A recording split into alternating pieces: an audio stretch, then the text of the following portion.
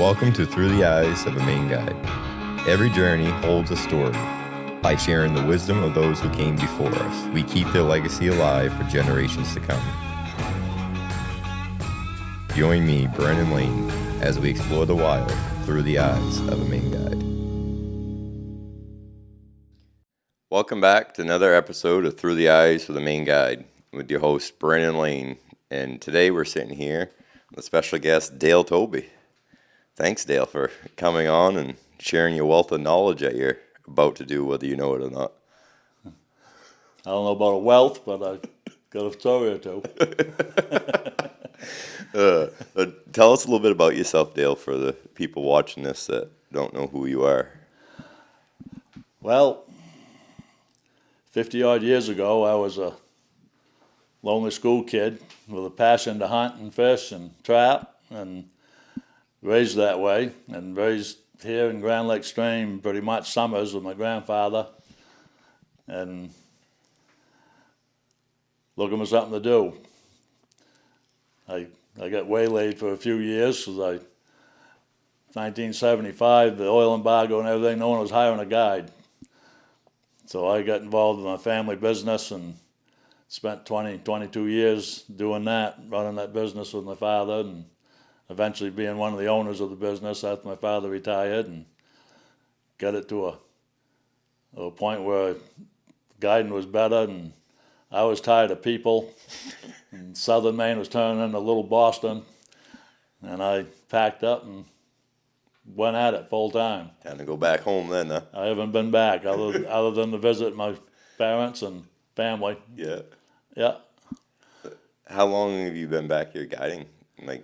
Since 95. Since 95. 1995. You make it sound like it was just yesterday, but it was really like 30 years ago. Yeah. Yeah. And prior to that, I'd come every fall. I've had hounds since I was just a kid. 10 years old, I went with an old coon hunter down there in Elliott, and he'd take me because I'd love to climb a tree. And he got too old to climb, and he'd hand me a pistol, and I'd go up. Every coon came out. Yeah. That was what it was all about to start with, but I fell in love with the dogs, and I've had hounds ever since, been raising, training, breeding, and I've been coming up here since, about 1980, every bear season, and when my brother was running bear hunters back then, I'd come down and run with him, leave dogs right with him when I wasn't here, and bouncing back and forth throughout the season. Got a lot of time chasing bears. And you still do that to date, right? Yes. Yeah, that's my main passion now. I don't miss a day of bear season. I'm slacking off on guiding fishing, trying to retire somewhat, but I won't give up as long as I can walk, I'm still going to bear hunt. There's something about listening to a pack of hounds go on a cold, crisp fall morning. Yeah. It gets the blood pumping, and there's just something special about that a lot of people never witness. And I mean, to me, that's what it's all about. It isn't about the harvest or that stuff. It's about watching the dogs and seeing them go from an 8-week-old puppy up to a world beater. Yeah. They get there and they excel, and it's amazing. Yeah. And right now is my favorite time. From 1st of July, when we can start training, it's just me and the dogs every morning. And if we ain't got a track to run, we can run roads, get them exercised and learning to hunt and so forth. So, just that right there. I love it when a hunter says, do I have to shoot that bear? Absolutely not. When you shoot it, I can't run him again, That's when the work starts, too. Yeah. It's all fun and games until the trigger is gone, and it's pow. Once that pow happens, then now that's when you got to take care of it. You got to process it. You got to get it out. Yeah. And most of your bear kills, they're not in the road. I mean, maybe down here they are, but up home they ain't. No. I mean, no, they're a step. Pack frames and pack baskets are our best friends. Yeah. Yeah, pack baskets and a sharp knife. Yep. And remember, don't get bloody. You always cut towards your buddy, right? Yeah. Yeah. Oh Lord. Yeah. But no, so, The fella you just had in here, he hired me to come up and guide with him up to Forest City one time.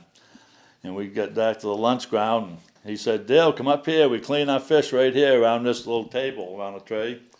And there's 4 guides. I was comfortable where I was cleaning my fish, but I come up, muzzled in on this little 4-foot square table with 4 other guides swinging knives, filleting fish, and next thing I know, that guy about half took my little finger off. I wrapped her up with a handkerchief and took my fish and went back down by my canoe and finished cleaning them. I think he was looking for another blood brother or something. something.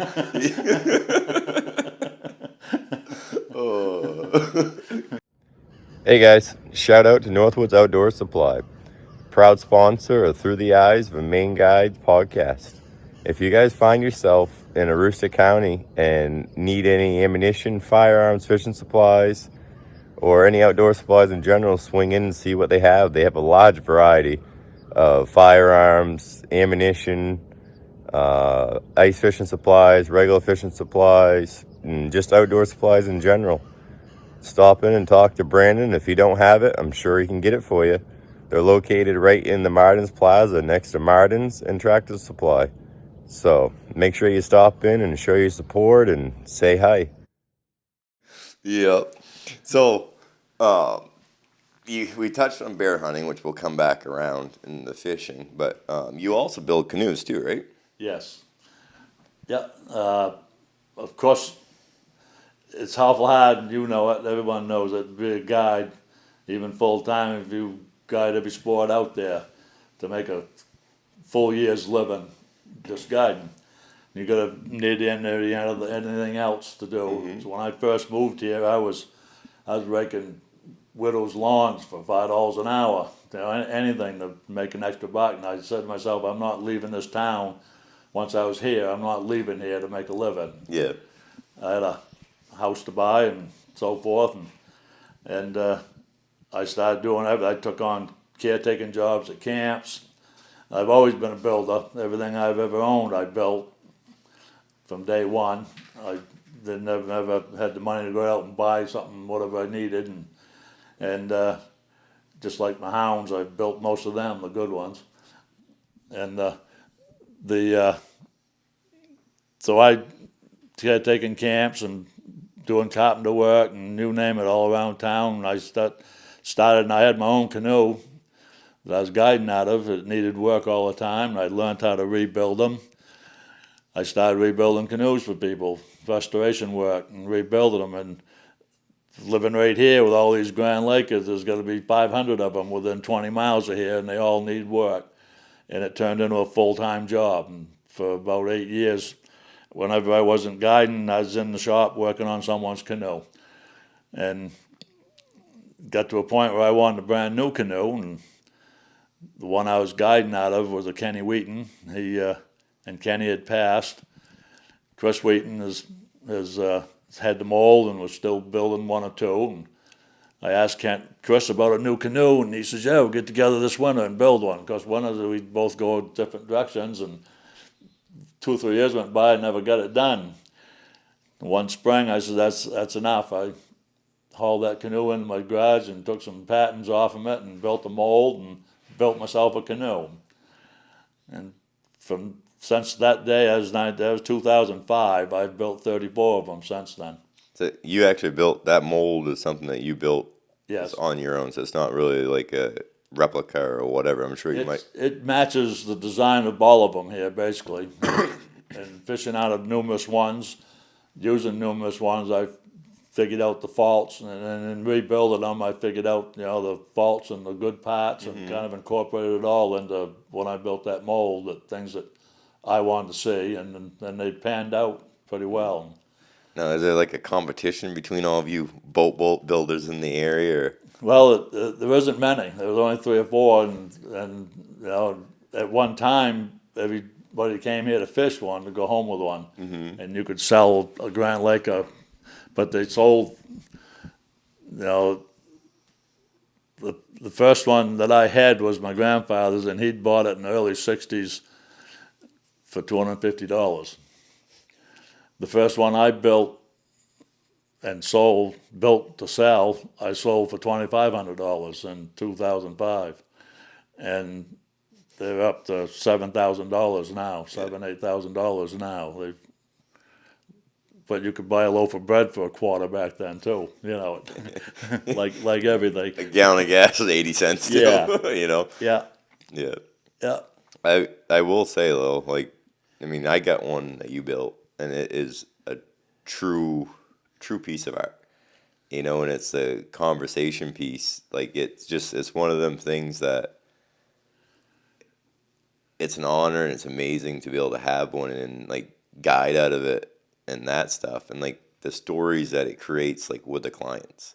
Like those, I had that uncle and his nephew there from Alabama, and they were more factuated by riding in that canoe and fishing out of that canoe than we're catching a muskie that most people never catch in their life. But like they took more pictures of the boat than they did the fish they were catching. yeah, And it was honestly like it was very interesting, like, to see their perspective on it, because at first when I told them it was going to be out in a wooden canoe, like you could hear they're like, oh boy, we're going out, and something like that there. Then when we got there, like they were in love with it. Yeah. Like, this is so much better than the bass boat, that we fish out of, and this and that. And it's just it's interesting to see it, because I mean there really is something to be said about the homemade boats, yeah, canoe, whatever you want to call it there. yeah.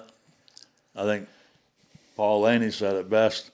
You can go anywhere in the world and fish out of a boat, an aluminum boat, a fiberglass boat, or whatever, and that's makes this place special. And that's there's these Grand Lakers, and that's.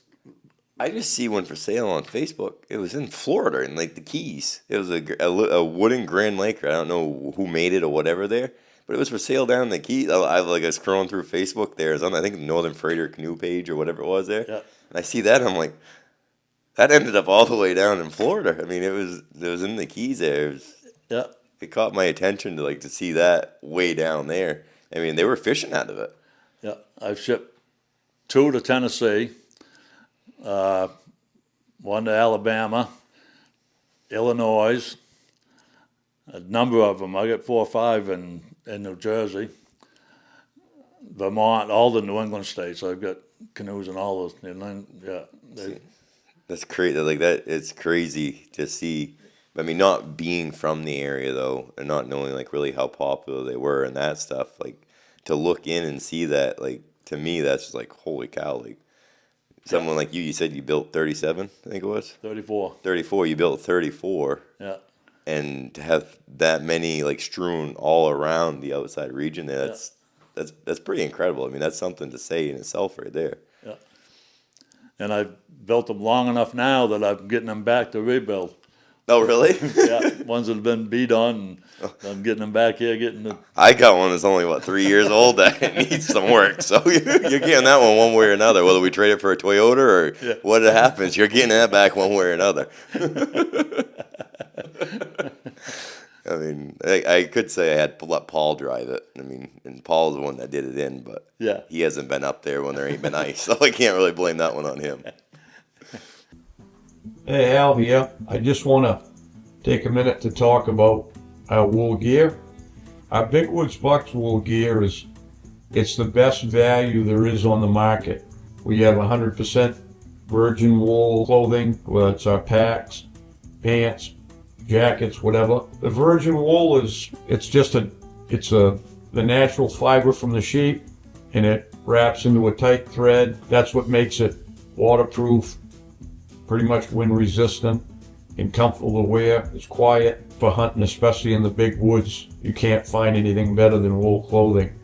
So we have ours. It's all made in USA with all US accessories and everything. We've got years of experience guiding and it's thought that's going into this stuff. So we've tried to keep the average hunter in mind and kept the price point at where people can afford it. We hope you enjoy it. Wear your woolies, caught in his death. So you're still guiding to date for fishing. You just semi-retired. Yes. Correct. Yeah. I backed off when they made it legal to run dogs in July. I backed off quite a bit because I'd rather run dogs, and I'm making enough that I don't have to fish every day of July. I'm still May and June going real steady. That's the biggest pressure around here, anyways. That's the It usually drops off at comes July anyhow. But I'm not taking any extras. I told the lodges and ones I guide for my old regular clients and the big groups that you need all the guides for. We've got some really good new young guides here coming along, and they want more and more. They want to be able to do it full time, and I've stepped right back and give it to so and so. kind of like you did with me with the Guides Association. Yeah, And then the education fund, you've had enough, so you're like, all right, time for someone else to take it. Why don't you take over the reins? Yeah, I see it. That's a going trend with you, ain't it? yeah. But no, I guess we can hit on that a little bit. Like that's how we come about to know of each other was through the Guides Association. And I was talking earlier with somebody, I can't remember who it was, but like that's one thing that like I appreciate being able to have the opportunity to do is like when I become on with the Guides Association as a board of director, I got to meet such a wide variety of the older generation and like the peers like that we look back on, and like it's been nice to meet like a lot. I mean, pretty much everyone that I've been in contact with, and the last one of the last episodes that aired there with Donnie Hellstrom.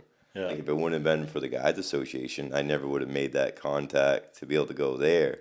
And like we sat down with him, and that was like it was incredible, And that's like my favorite saying is you listen with your ears, not with your mouth. Yeah. And there's such a wealth of knowledge out there in the older generation that however it comes across or whatever, you can take their core value and add it to yours. And that's why we're sitting here today. Yeah. Is because of that and experience and like the stuff out there and like trying to bring it to a wider variety because everyone don't have that opportunity to sit with that group of fortunate, outdoorsmen and guides there to express it. So, how long have you been on the board? Right after, I'm going to say 05. No. When was the very first referendum? 04. 04. It was that year after that. Okay. Yeah, my brother was president of the Guide Association at that time, and I'd been to a number of meetings because I was president of this local association, Grand Lake Stream Guide Association, and we'd been to different meetings with donations, especially through the referendum. We worked together raising money for that referendum. And that year after the referendum, David stepped down from the board, the board and president and everything. And I came to a meeting after that, not just to go to the meeting. And I walked in the door, and Donnie Hellstrom grabbed me because I'd done some cat hunting with Donnie and known him a long time, anyways. I walked to the door, and Donnie said, "We need board members. What do you think?" I said, "Sure." I said, "I've always gotten involved in stuff like that, so different associations, and no, not a problem." Well, before I left the meeting, I was on the board, and they'd voted me in vice president. You go there just to be a part of the meeting, you leave strapped in. Yeah, and chairman of the fishing committee. Which you still are today, right? Yes. Yeah. Which isn't too tough a job, but you guys worked. What was it with the LIs down here? Yeah. You guys are very active. I said you guys, the Guides Association is very active. Yeah, in that when that all took place. Yeah, that was a 30-year long battle, back and forth. We finally lost. Hopefully our thoughts was wrong. We don't lose our fishery, but I don't know. I know I had a hard job catching perch yesterday, and the perch hole was right full of bass, and the bass was puking out little alewives. So it may be good that the bass are getting extra feed, but Yeah. what happened to the perch? Should have some record bass though. maybe that's where the perch are going. The bass are getting big enough they're eating all the perch. And then so we need to change the regs on the because we was down there for a fish feed. I see. You had a family, big family, Yeah. and we was looking for a big fish feed lunchtime, and it's awful hard to have a big fish feed with one bass per person. Is there a limit on bass down here? Yeah, Oh, I didn't know. Is it statewide or just here? that's here. Just here. Yeah, Because Yeah. the rest of the state, they're not considered a game fish, are they? Or are they? there are limits in most of the state, but Is there? most of it's general law, which is two. You can keep two in certain sizes.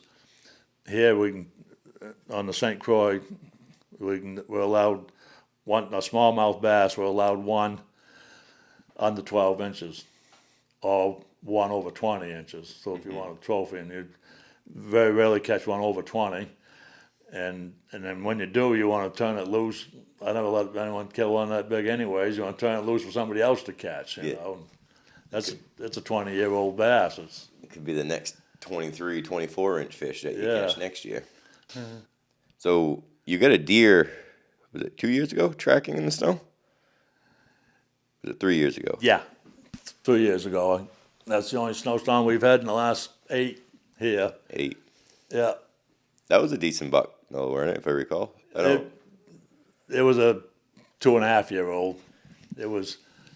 I had pictures of him handy to that same piece of woods, a full 8-point.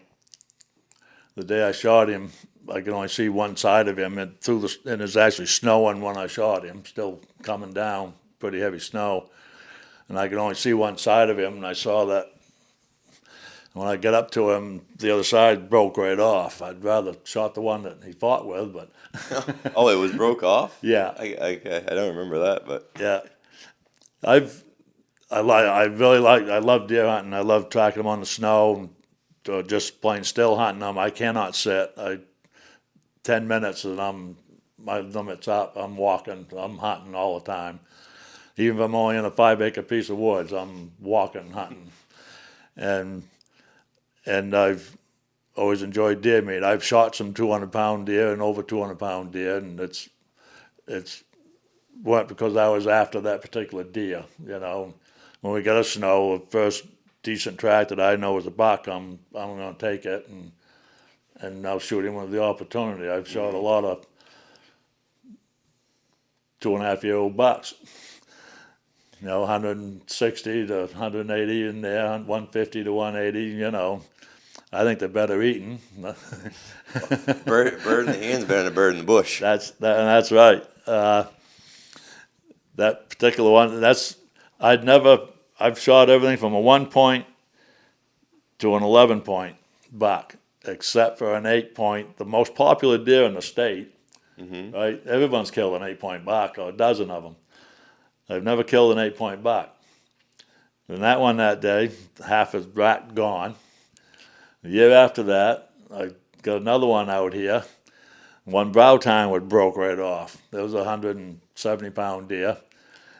It's only 7 points, according to the scorers, right? Something's just jinxed about you and an 8-point buck. Yeah. Well, last year I finally got one cornered, and he was 165 pound, one of them 2.5-year-old, and he was, and I was all lamed up, sciatic nerve. I couldn't walk no distance at all, and I had a sweet spot on private land that the only one with the key to the gate, and I knew where he was coming and going, and I'd sneak in every morning. I could get just about that far and make a little loop and back again. I caught him about the 4th trip in there. I caught him right where I wanted him, and he was a full 8-point buck. Really? So you got your 8-point. Hopefully that doesn't mean it's gonna be your last buck. Oh no, no, no! It ain't gonna be the last one. No. Now you're gonna get 8-point after 8-point after 8. Probably they'll all be that now. Yeah. Now you guys haven't had the snow in the recent years at all during deer season? No, and if we got it, it's gone by noontime. It don't last. or real wet and freezes right up. If you get a second day to go on it, it's Crunchy. crunchy, frozen, noisy, and Now, with that being said, we're going into bear season right now. What are you seeing for food down here? Are you seeing a lot of natural foods this year? Because I know Yes. up home with as much rain as we have, I mean the hazelnuts, the berry, you name it, there's food galore this year. yeah, it's looking real good here. I've seen beech nuts already, and that's our nut crop here is beech. We got a few oak on the top of a few mountains, and right here in town along the stream. But in the woods, I bear mostly in the beech nuts, and I've seen a fair amount of beech nuts, different areas. So it looks like we're gonna have a decent beech nut year. Raspberries are coming on real good right now. There's a ton of blackberries that aren't ripened yet, but they're coming. And unless we have a complete drought between now and the end of August, things should looking good. That means one good thing for the hounds. The bears are gonna stay out later this year, Yep. and your bigger bears Right. will be coming around this year Yep. in October. Yeah, So yeah, might make the first couple weeks of bait season a little touch and go if there's a lot of natural food still like for your berries and stuff there. But as far as like the dog season, I think this year's dog season is gonna be because I mean yeah, you look at we had the winter we had last year. The bears hibernated late last year. It was an early spring for us up home. yeah, So the bears didn't hibernate nearly as much. So there should be. right. I mean, the bears should be pretty healthy going into this fall, especially with a bumper crop, of food this year. Yeah, yeah. Yeah.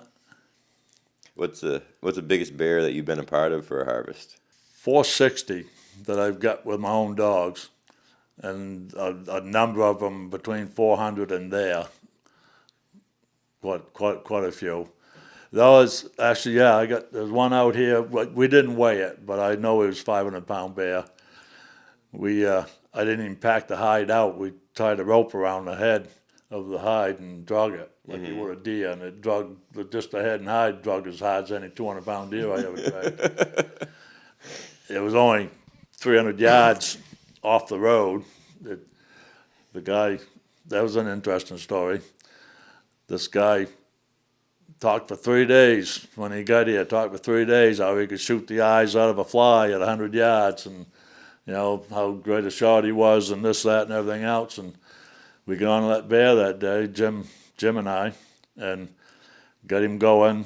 And in no time he started walking, and he stayed right in this valley, up and down the same brook, back and forth, and finally got close enough. We got up on a ridge on one side where we could hock a couple more dogs into him, and they went good. They went right in, hooked up, and put a little more pressure on him, and he decided he was going to come out of there then. Well, I got up another road, and place they like to cross, and I got this guy out, and he had neuropathy and problems with his legs. He couldn't walk 50 yards.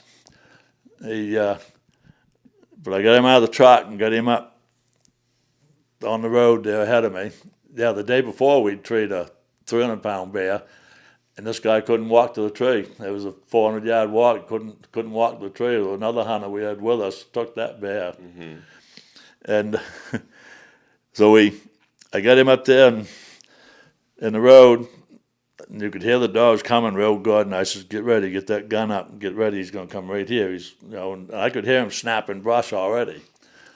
And Yep, don't worry about me, don't worry about me. And that bear stepped out just as nice could be, the full length of that bear in the road, and the dog hadn't even showed yet out of the brush. There was all right behind him. I said, shoot.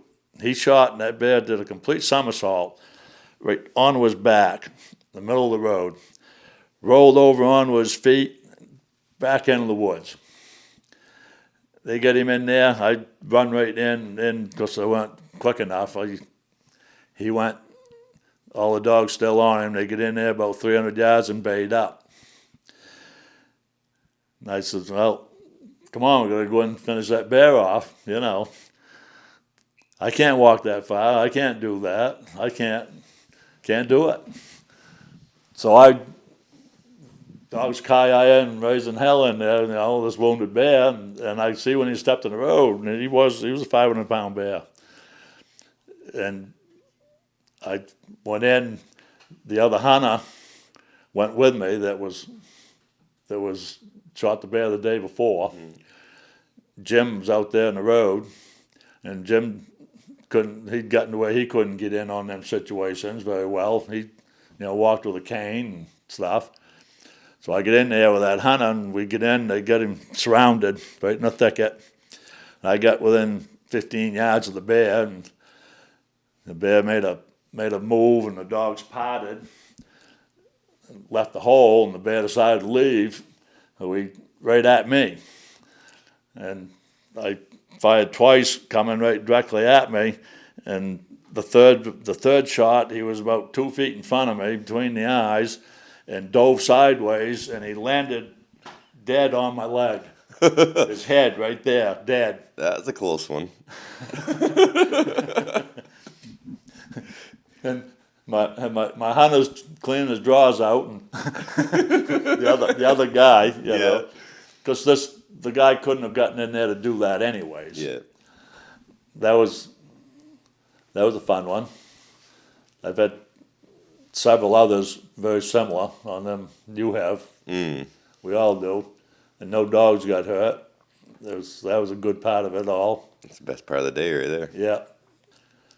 Probably the funniest one's a guy from Louisiana. He called me about 3 times. This is back during a spell when I was taking just hound hunters on my own. I wasn't working with my brother or Paul or anyone else then. I had my own. It was when Paul first started, and he didn't have hounds. He didn't have hound hunts. He just did the bait hunts. And all he had was cat hounds, and he, and then worked into it. So this guy from Louisiana, he called me. He was a hog hunter. He hunted pigs and hogs down there in Louisiana with dogs. One going on a bear hunt. He was all kinds of questions. And 3 different times he called me, then he finally booked. And when he got here on Friday night, a Saturday, got here on Saturday. Sunday he was out tending baits, checking around, and it was the last week in October that he booked. And it was one of them years the bears were going to bed fast. Didn't have many bears out. We going around checking bait, see what I did have for bears. No cameras in them days, game cameras, so I didn't have any of them. But I could tell what had been there, bears and so forth. And I had one nice bait out here still being hit good. We went in there first thing Monday morning. Oh, while we was riding around looking at baits, he had a buddy with him, 2 of them, and they were talking about these hog hunts, because I'm all interested in, he's asking me questions about bear hunts. I'm asking him questions about hog hunting. And one minute they're calling it a hog, the next minute they're calling it a pig. And the next story, and I says, well, what's you calling it, the hogs or pigs? What are you hunting? He says, well, because you got that accent. And he says, when we catch a hog, he says, we'll cut the ear off and we'll castrate him. We turn him loose. Next time we catch him, he's a pig. He's sweet then, he says. So we all laughed. I laughed and got a kick out of that story. The next morning, we went to that first bait that we looked at Sunday. It had been hit good. Turned 2 dogs loose, and they opened down through the valley. And I sent 2 more, and they went right up on the side of a mountain. It was one of them fall mornings when everything was frosty, no wind. You could hear them dogs for 100 miles. And we never left the truck at that bait site. And we listened to that whole chase for about 45 minutes on the side of that mountain, and they come up treed. Beautiful. We never had to move a truck. We listened to every back from start to finish, We got in the truck, drove around. Another tote road comes in, parked the truck, and we get in there, and it's a 60-pounder up in the tree all by itself. And I leashed the dogs all back, and Joe May is the guy's name. Joe and his buddy that back there looking and taking pictures and talking, and I get the dogs all hooked back and out of the way, and I leaned up against a tree, and I always, as before we had them razor knives, I got my sheath knife out and a stone, and I'm sharpening my knife. Joe comes over to me and he says, "We ain't gonna kill that little bear, are we?" And I said, "No, we ain't gonna kill him." And I kept sharpening my knife. Joe says, "Why are you sharpening that knife? We ain't gonna kill that little bear." I says, "You're gonna make a pig out of him." Joe never flinched, never blinked an eye or nothing. He looked right at me and he says, "You hold him."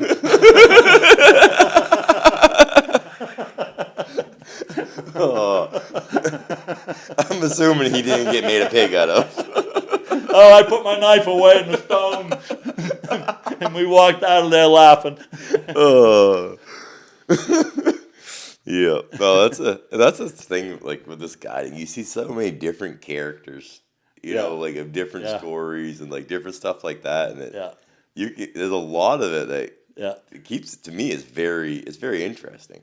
yeah, You know, because you get the right people like that, and like you can turn a good morning like that into a great morning just by having that little extra people skills to be able to do a joke like that. You know, like everyone knows that you probably weren't serious, that you weren't gonna climb the tree and try castrating the bear. Yeah. You know, but like just the joke about that is what Yeah. brings it to reality for everybody. yeah, yeah. And you ever sunk a boat? I ever sunk a boat? I don't like to talk about it. So I take it you have. I had 67 years in the Grand Lake with ever tipping one over. I'm 69 now, so you can see I failed once. Yeah. 2 years ago then. I got the unlucky draw, and I should have known better and made them split up. But we had a group. There was, I think, 6 guides working a big group out of Leans 2 years ago, and they was changing canoes every day. A bunch of buddies, you know, they'd swap it back and forth, going with different guys and different ones pairing up. Well, I get up there one morning, 2 guys going with me. They about 350 pounds apiece. Very big men, both of them, and real top heavy. And I've joked for years with my fishermen. I tell them I only got 2 rules fishing. I says, first of all, I'm your guide. You lie, I'll swear to it. Because they always, all fishermen lie. It ain't a fisher story if you ain't lying, is it? Right. And my second rule is you tip us over, the wages double. Well, I found out that day that doubling the wages still wasn't enough to rebuild my motor and and my pride and my cell phone, So, hearing aids. what happened? Was it a good catch? It was dead calm. There wasn't even a ripple on the water. Hot morning, no air moving, dead calm. Pulled in, first place we're going to fish, down alongside of an island. They start casting. One of them caught a fish right off. The guy sitting right closest to me, and I netted it. And I had my forceps in, getting the hook out of his mouth. Kind of bent over in my seat there, and I felt the canoe move a little odd. And I just picked my head up to say something or see why that canoe lurched like it did. And the guy up in the front was trying to sit on the gunnel on one side. And of course, when it rolled a little bit, the other guy leaned the same way. You take two 350-pound guys up against the same side of that canoe, it was upside down before I could get 2 words out of my mouth. Yeah. So how much stuff did you end up losing? Did you tackle boxes and that stuff? We was or? in about 10 feet of water, and on West Grand, it's gin clear. You could see everything on the bottom.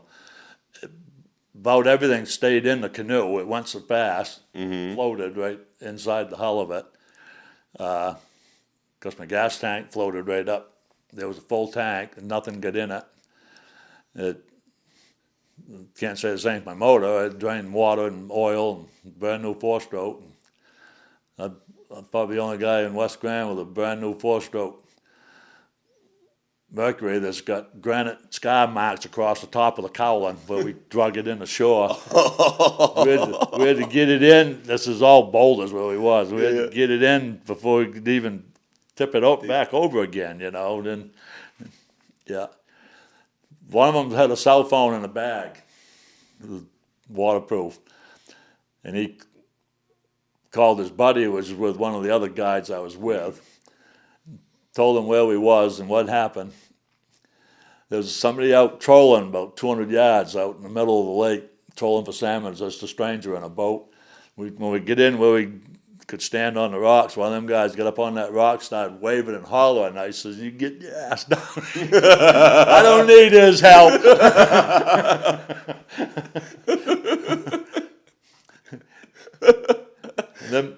And the rest of them, the other guy that he called was fishing real handy to one of the other guides, and they come along, they come around the corner. Of course, typical.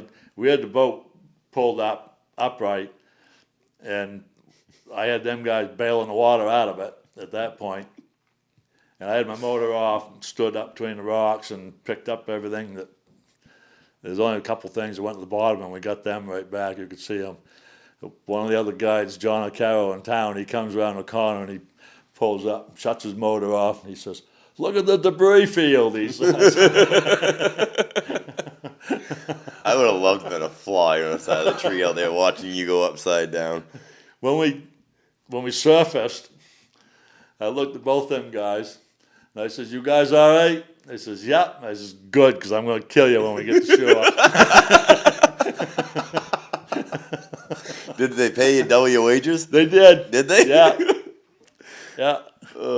Yeah. That's so funny. So did they go back out after that? Well, actually, we got it all bailed out and stuff. I set the motor in, because I knew I was going to start the motor. I set the motor right in the hull out of the way. And the two of them guides had boats that was with us. One of them got in the boat, and where we was going to lunch was at a camp about a mile from there. You could actually see from where we was. And they all said, "What are you going to do, Dale?" And I says, "I'm going back fishing right here." I said, "I can paddle. He can stay with me." The one that didn't tip us over. The other one went into the other boat, because you could fit three, and it was a big long boat. And I says, and I told that John, I says, come back at noontime, get us. I'm just going to paddle this, because there's a good long island, I've done a good bunch of fishing. Mm. We had a couple hours. I said, I'm just going to paddle right down through here and fish. Come back and tow me over to the camp. And the camp where we had lunch, I know the people, know the combination of their boathouse. Gave the guy a call anyways. He had a 6-horse motor in the boathouse that I put on and used after we'd done eating. I used that for the afternoon and fished. So we fished the rest of the day. That must have been a hard call to make. Did you tell him why you needed the motor? Oh, I told him I was going to kill him, but 10 minutes later we'd laugh about it. Yeah. You know. Yeah. Just another experience, part of it. And that's what keeps it interesting. It's not the same thing every day. Yeah. I mean, if you're going to get mad about stuff like that, you're not to be in the business. No. No. I mean, you might be upset for a few minutes about it there or whatever there, but after when you sit down and you look at it, like to me, when something like that happens, I might get a little upset at the beginning. Yeah. But then I'm sitting there looking like, I could be stuck in an office. You know, I could be stuck in a cubicle where I'm hating life the whole time I'm there for 15, 20 minutes. It really ain't that big of a deal. Like, let's figure out how to get on and change and go from there and learn from your mistakes. Yeah. I'm glad I finally got somebody to answer that question with that answer. Like, I was like, you cannot tell me everybody down here has never flipped a canoe before. I know of a few others that have tipped over. Well, maybe a few that didn't tell me the truth. Yeah. I don't know if it's any of the ones that you've interviewed. Yeah. But have you had any like life or death experiences over your course of guiding? Like whether medical issues with clients or... I lugged Paul Laney out of the woods one night. Oh, let's hear about that. We was cat hunting. and cold day. It was up above Danforth, and Paul had gone with the dogs on the cat, and he'd been on them quite a while. That cat had done some roaming, and I had hunters, 2 hunters, in a truck keeping up, and got the cat treed. I got the hunters, and we snowshoed in. We went across the river up there, it was froze over, and snowshoed into where Paul was with the treed cat. And get in there, and the hunter shot, and cat died right there in the crotch. There's a cedar tree right there on the top of that cedar tree. And Paul said, I'll climb up and get him. So he climbs up the cedar tree, had a bunch of drums right down, handed to the ground, He climbs up, and he gets up there to poke, because he was up in a tassel, so he got up where he had a branch and went to poke him, knock him out, and the cat turned his head around and growled at him. So about the time Paul went, whoa, like this, and leaned back, the branch he was standing on snapped off, and he fell about 25 feet. And there's a fair amount of snow, but there was a rock where one of his feet hit. The other one kind of went in the hole, but that one, he broke his heel bone when he hit that rock. You'd think he'd shattered his ankle. He was in a lot of pain. He wasn't walking. And this was getting towards late afternoon.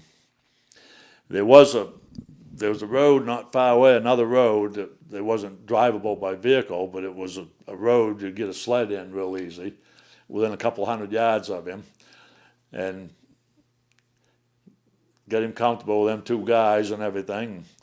I says, I'm headed to the truck, gonna get some help, and I says, right when we came right by that road, we crossed it, coming in there on our snowshoes, me and the 2 hunters. I says, get him, follow that float right back to that road, and wait right there with me, for me, And we had radio so I could talk to him. And I get out of the truck, called Paul's wife at the time, who lived just down the road in Brookton, or she was here, her parents lived just down the road in Brookton, and I says, told her where we was, and we need an ambulance, and I'm gonna drive around and try to get in that road with a snowmobile and get him. Well, I couldn't find the road on the other side. There's an old gravel pit there, and they banked it up against that road. You couldn't find the entrance to it. So by the time I told them where to find me in that pit, anyways, they got a hold of the fire department and an ambulance, and they come up with a rescue sled and stuff from up that way and come in. And I just gotten back from trying to find that road, and we didn't have them GPSs like today either. It'd have been golden if we had done. Hell, I'd have another 20 years in my legs if I had a GPS 30 years ago. But they come and met me, and one of the guys in the fire department knew that road was right behind that bank they'd pushed up the gravel on, blocking it. So we got in around, went in, brought him out in one of them rescue sleds, loaded him in the ambulance. The highlight of my night was, as they loaded him in the ambulance, he's in hypothermia now, he's getting cold, he's all sweaty when it happened, from walking all morning. And he hands me his pistol, his dog leashes, everything but his wife. He says, carry on, he says, it's all yours. And they closed the doors, and off he went in the ambulance.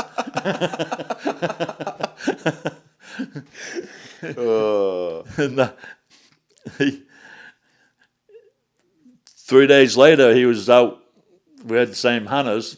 I hunted him a couple of days there and got one cat with him. And then Paul, after being home for 2 days, it was just a fracture of his heel bone. And he got where he could hop around on one foot in a crutch, and he went by truck. Within a week, he was on a sled and hopping around on one leg. I did all the leg work that winter. And Avi Hunter still got the cat and had a good winter.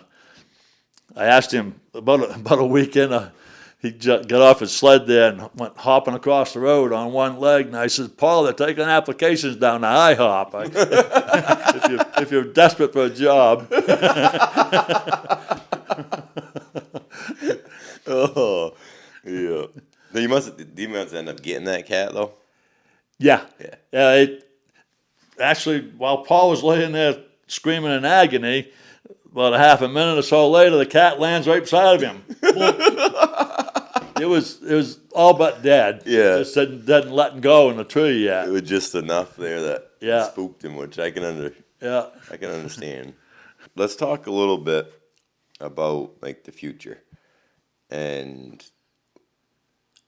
younger guides, like younger guys that are trying to get into this and that are into it right now, that are going to be the next ones to take the guiding industry and carry it farther forward after the torch has been passed where it is. Like any words of wisdom or advice or anything that you would. I think, like you said just a little while ago, and then it even struck home when you said it with me. Listen with your ears, not your mouth. Mm-hmm. You know, just because you can afford a tracking collar and a GPS doesn't make you a houndsman. And, you know, or buy somebody else's 100% dog that never is. Mm-hmm. Nope. You know, and And, and yeah, that's what it kind of seems like the industry's turned to now is like the people that are doing it for the right reasons, like the older generations. Like nowadays, it's almost like it's a money game.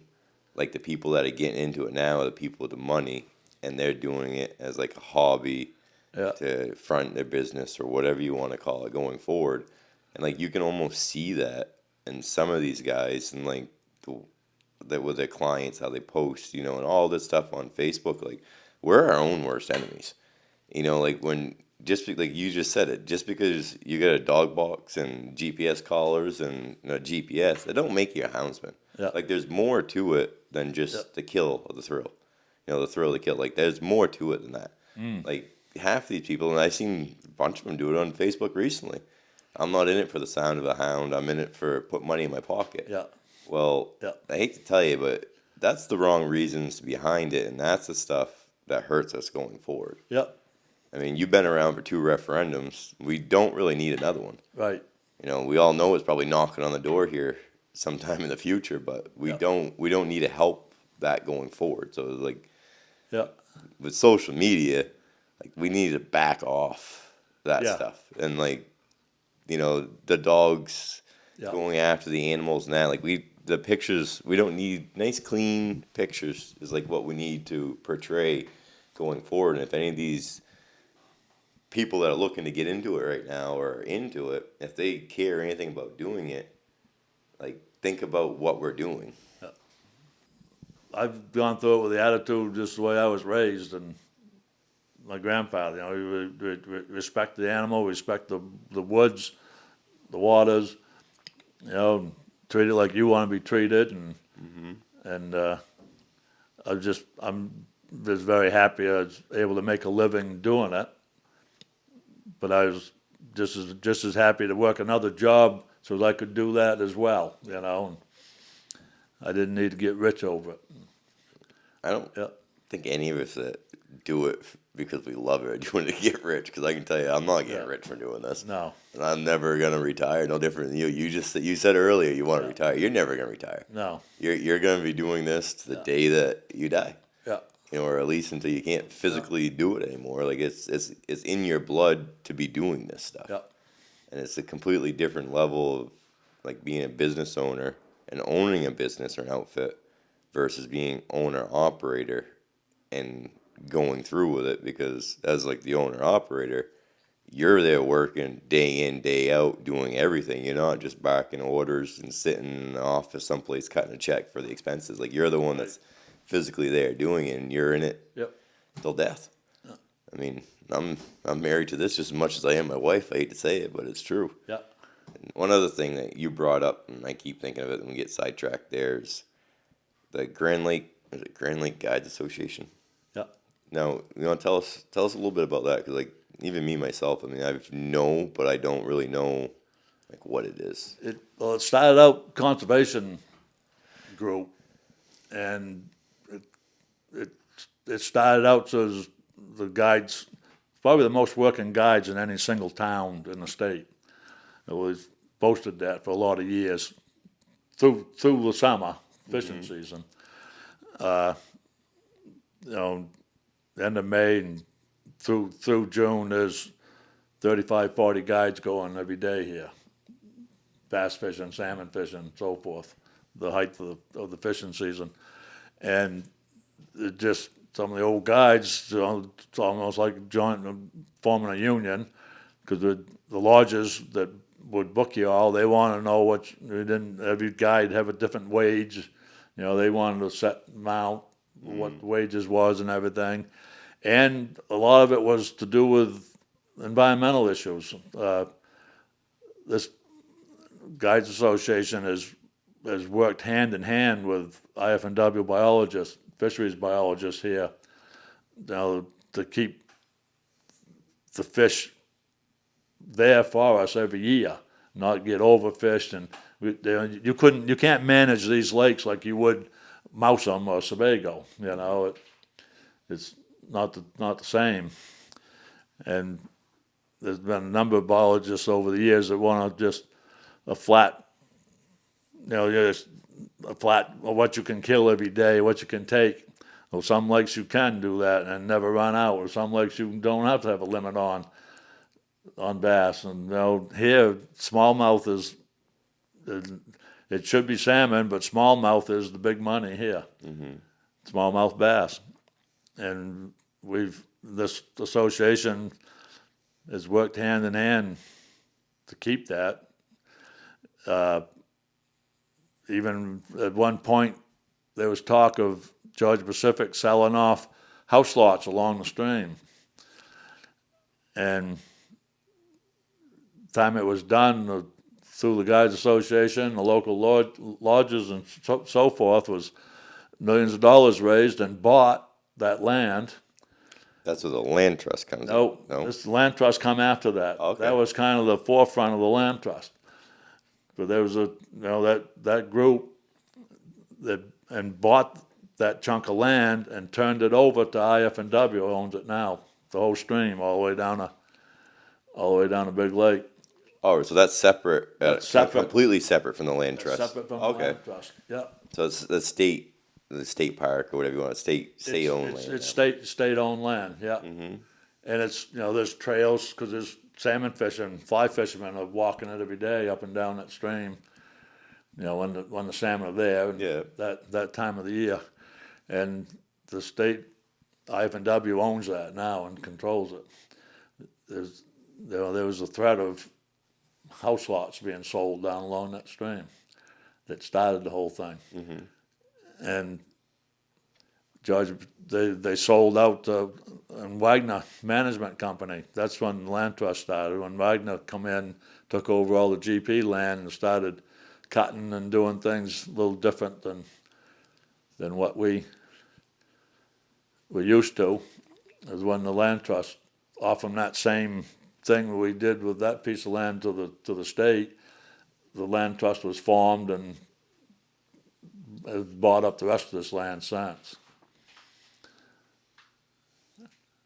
So, like, really, it's the Guide Association down here is more or less similar to like the Looking after ourselves. looking after yourselves. It's like a smaller Yep. organization than the MPGA. Instead of being Yeah. statewide, it's Yep. locally like for the specific Local area. is- Now, Yeah. you mentioned an interesting thing about getting on board and have everyone charge the same price. They hear that right? So like the Guides Association, all the guides and outfitters, are they? As far as fishing, it's changed some in the last 10 years. There's one of the lodges. We never worked for the lodges fishing. We worked for whoever's in our canoe every day. Yep. They pay us directly. The lodges would book us. People would call a lodge, want a guide. The lodge would call a guide and book them and tell them what the wages are. But they didn't pay the people didn't pay the lodge for the guide. Oh, they paid you They direct. paid us directly. Oh, okay. And that eliminated having to 1099 the guides at the end of the season, and eliminated workman's comp.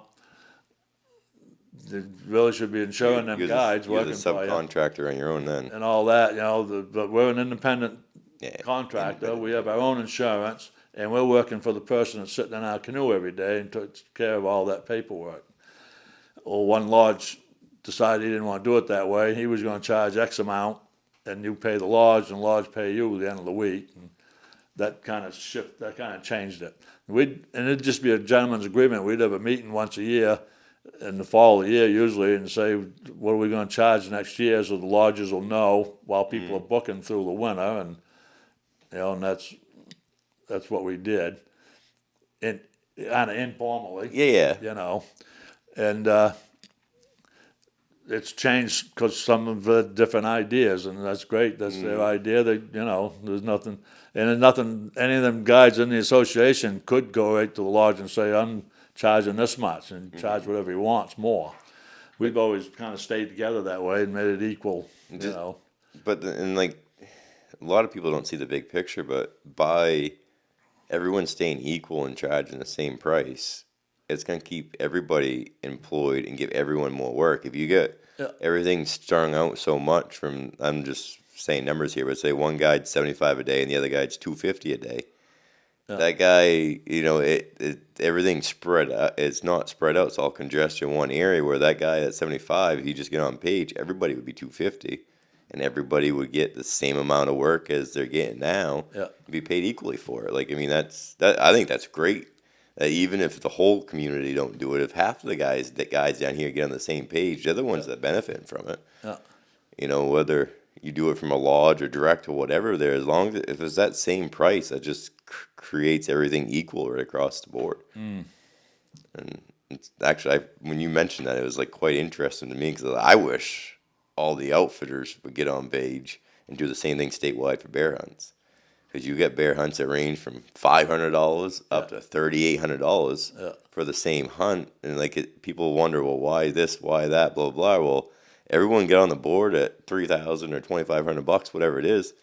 Everybody would be just as busy, and it would be 10 times better off. But everyone's just too much of a competitive business, out there, and it really isn't. There's enough clientele to go around to keep everybody in business.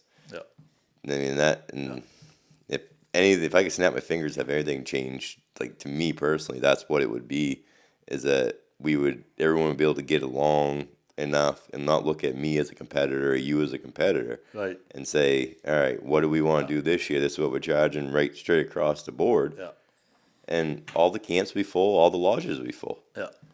And we could do it. It'll probably never happen. I mean, I'd like to see it happen, but it probably never will. But that's what intrigued me by when you said that, because I've been saying that for a while now, and I didn't realize that you guys did that, whether it's a gentleman's agreement or not. But that's neat to see that taking place, whether it's a small form or not. But just to see that the area is doing that. I mean, it's obviously work. Down through here in the springtime, like you said, you can't get a day in fishing or a cabin rental or anything there for most of the spring anywhere. Now, do you sit on the board of that as well? Or you did? Then I still belong. I'm on a executive committee, I guess. I was treasurer and president 2 different times. I went from president to vice president, and then the president we had at the time quit, and so I became president again. I've got it. That's these new guys that we've got in the last 3 or 4 years come along have stepped right up in that as well, like you have, the Maine professional guides. They've got the passion, and they're right involved, and so it isn't half as much work on me anymore. I attend the meetings, and still have my input. And you just show up and listen to everyone go, and when it's time for you to talk, you talk, and everyone's quiet. Me and Pete was talking about that today there, and about how the meetings or whatever there, and you was talking. I said, yeah. He says, there's a few people still on the board. I says, and Dale's one. He don't really say much, but usually when he says something, everyone's actually quiet and they listen to what he has to say because he's been letting it build up for a while, and it's better off that you listen. And Pete's like, so you do know Dale, don't you? I says, yeah, we do. Yeah. But no, I just thought that was kind of funny there because Pete's one of the ones that's really stepped up here so since he bought that lodge and getting right into it now more and more. a little bit we talked today there, like I could tell just by like some of the things he was saying, like how he was doing it, that he's in it for the right reasons. Like he's in it to decompress and enjoy himself and build a future for his kids and that stuff to go. And I told him, I said it's exciting to see that enthusiasm in someone else in my generation that's willing to put in the work and take the risk and the leap and go for it, because that's what it takes. He grew up right here. He knows it inside and out, this whole area. Anything else you'd like to add? Any stories you want to tell or anything before we wrap her up? I had an interest in moose hunt out of a canoe one day. We were on a Grand Lake. It was a Grumman. Oh, and them tin boats. Yeah, Grumman sport boat. I had two guys in that 27 down below Route 9 here, which is a tough zone. It's getting better from what I'm hearing. It's a tough zone. And there's two different rivers down there that my brothers had success on, and a couple others floating them and finding moose. And actually, my brother had left the canoe there at each of them, and he floated one of them and got a moose the first part of the week. And I'd hunting around. I was trying to call. You couldn't get a bull to answer. It just lousy week. Didn't want to show. And so the end of the day, Wednesday, I took an outboard motor with me. I knew he'd left that canoe down there, and he gave me the combination to the padlock he had on it, and on the East Machias, and about 2 in the afternoon, I said, that's enough. It might have been a little earlier than that, right after lunch, I guess. We hadn't seen a moose yet. We put that canoe in and put the motor on it and a paddle. And I had one sheath knife on me. That was it. And them guys with their guns. All my gear was in the truck. We're just going to see, more cruise the river to see what the next morning would bring, more than anything. We get down there about 4.5 miles and come around the corner of the big meadows, and there's a bull and a cow standing 200 yards away. It's just a little spiky bull, no trophy at all. The guy says, I don't care, that's enough, that's all I want, I just want the meat. And so I get the canoe set, and they dropped him right there. About 8 shots out of both of them. Both of them. So they didn't technically drop him right there.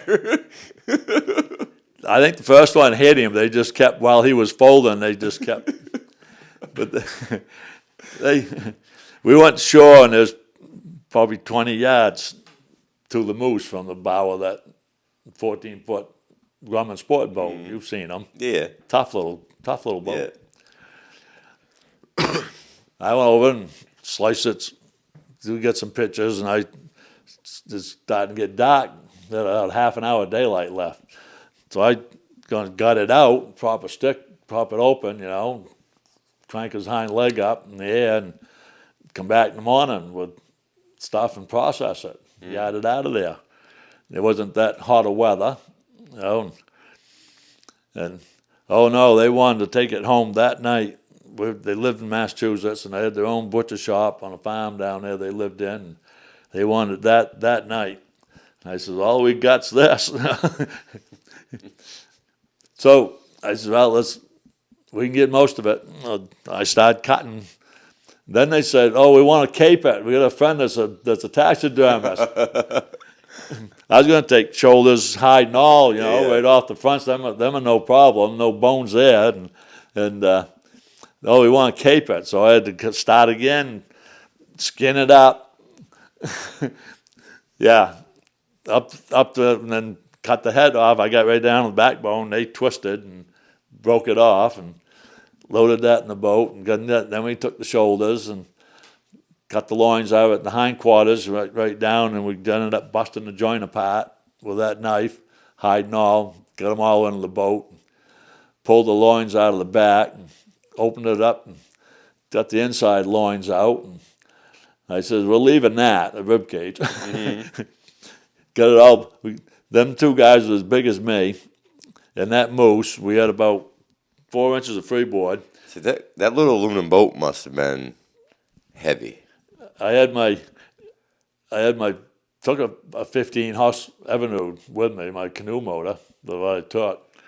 There was 2 beaver dams that busted in the middle, but we came down through them all right, coming down through. But we had about 3 inches of freeboard, and all of us in the dark going back up that river. And we made it. We motored right up through both them beaver dams with all that load in, right up to the truck. Unloaded everything in the truck. And probably a damn good thing you had that 15 instead of your 6 or a 4, because you probably wouldn't have made it. Yeah, we'd have been out dragging it up back over them dams. Yeah, in pieces. And those are only rated for what? Probably 800 pounds, 1,000 pounds. Probably. You had 1,500 pounds. I don't think we was that much over, was we? No. Oh. Yeah, and it's stuff like that we take for advantage of doing that. Like, it's incredible. No one else will probably ever witness anything, like that. Like, the chance of someone actually witnessing something like that is pretty slim. Yeah. And it's incredible. All right, well, we'll wrap her up here.